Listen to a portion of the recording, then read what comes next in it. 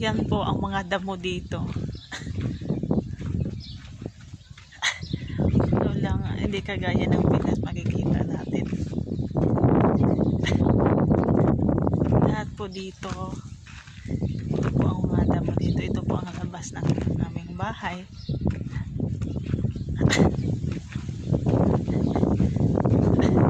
Yan ang mga damo.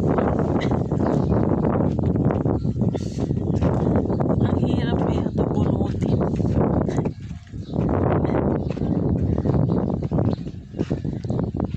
Pero ito ang maganda pag ito ang namumulaklak. Parang yan. Maganda yan pag yan ang namumulaklak na damo. Iba ang kulay kasi paano na parang going to summer na kaya ganyan.